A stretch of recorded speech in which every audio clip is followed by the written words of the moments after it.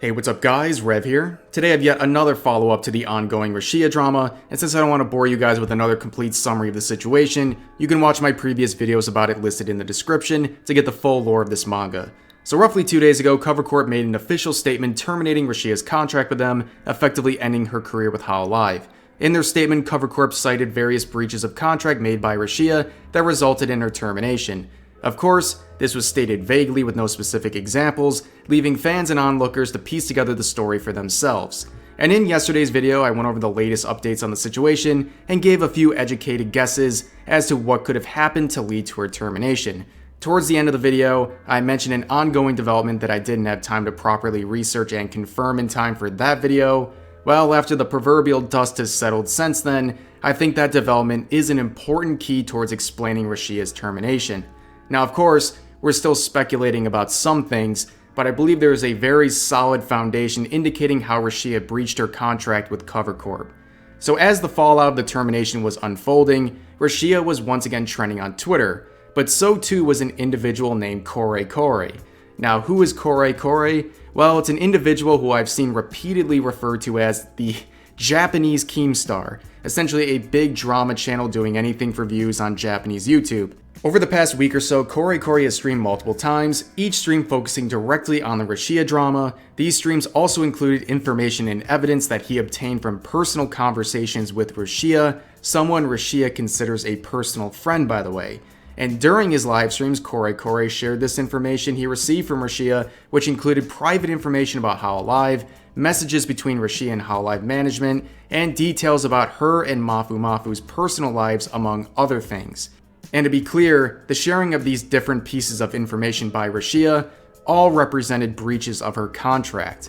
But it's also clear that korekore wanted to paint the picture that he was told by Rushia to keep this information private, but he decided to share it on stream anyways.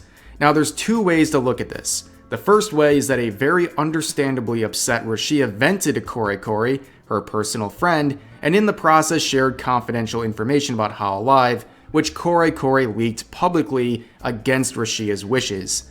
Or the second and more likely way, where Rushia shared this information to him in the hopes that he would in fact share it publicly to help clear her name to Japanese viewers angry about the situation.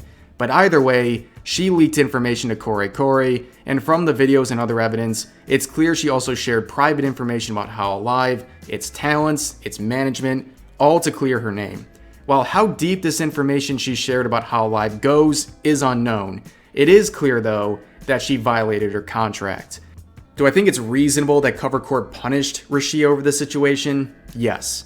Do I think she should have been fired over that series of events? No, I don't think so. But Corp isn't completely unjustified for terminating her. It has nothing to do with their personal relationships. This has to do with protecting their product and respecting a pretty serious clause in Rushia's contract that she openly violated to clear her name. And this doesn't even include all the other things Rushia has been accused of doing since this all began, including streams and posts made on her personal and alt accounts over the past week or so. Now, I can't confirm all of these accusations, mainly due to language barriers, but I don't particularly feel the need to address them because honestly, I think those actions reflect a distressed person who's under a tremendous amount of pressure with a global spotlight illuminating how she's clearly not in a good place mentally right now.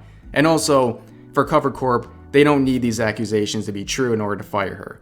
However, if they are true, or even some of them are, many of them represent further violations of her contract, justifying Corp's decision even more. The big thing that remains unanswered is how sensitive is the information that Rushia shared? And of course, is there any further developments going on behind the scenes at Hololive that we don't know about? Since I don't think we'll ever get a real answer to any of that, I offer an anecdote to those questions to show what's going on with Rushia is probably a lot worse than what we're seeing publicly right now. Over the past week or so, Rushia has received a great deal of support that included many members of Hololive. However, since her termination, only a few Hololive talents have shown any sort of acknowledgement of the situation, at least publicly. Many more have remained silent since her termination, something that they are clearly aware of and personally affected by. And whether that's a result of their personal discretion or pressure being asserted by Corp, we'll never know, but that's just a noticeable observation based on the activity of social media accounts affiliated with active Hololive members. All of this a stark contrast to a former controversy involving Hololive talents, one example being the Coco situation from roughly 2 years ago. The quick and sloppy summary of that situation being, former Hololive talent curator Coco was looking at YouTube statistics alongside Akai Hato and simply acknowledged Taiwan is one of the countries included in their viewership. As a result of hearing this objective fact, Chinese fans began attacking these creators and Hololive, and Corp in their cowardice responded by suspending these two and eventually leading Coco into her graduation not long after. And during that time, and Coco's graduation in particular, there was an immense amount of public support for her from fans and, importantly, other Hololive talents. But when it comes to Rushia's termination, most of these Hololive talents are silent on the issue. And I find this clip featuring multiple Hololive members, including members of Rushia's third generation, pretty telling. じゃあちょっとお知らせしときましょうかね。コメント欄でもいろいろありましたけども、先ほど多分カバーからお知らせがあったと思います。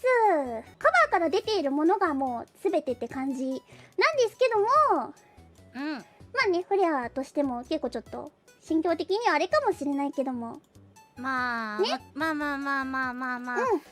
ういう結果になってしまったのは、残念ではあるんですけども、仕方ない部分でもあるので、3期生としては、4人でも頑張って、これからも頑張っていこうかなとは思っております。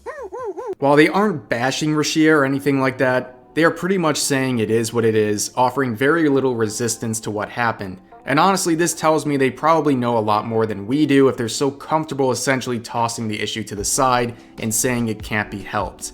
Look, I think how everything has unfolded sucks. I was a fan of Rushia too, but the more that comes out about the situation, the more it looks like it's a pretty cut and dry case for Corp and Hololive. My soapbox moment here is that Rushia should have never ended up in this situation in the first place.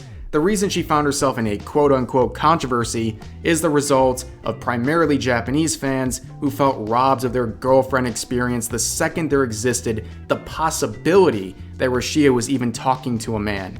This sad subculture is something that Hololive, through its Japanese talents, has actively encouraged for Corp's financial gain. Rushia's reaction to the vicious backlash she has received from the situation is very human and understandable. Has she made the best reactions to it? Certainly not. But ask yourself how you would react if you had millions of people coming for your throat online. It's sad, but it's clear what happened, even with the full details not publicly available. I feel for Rushia and the talented woman behind her character, and I certainly wish her the best in her future ventures, because I, like many others, know she is capable of great things.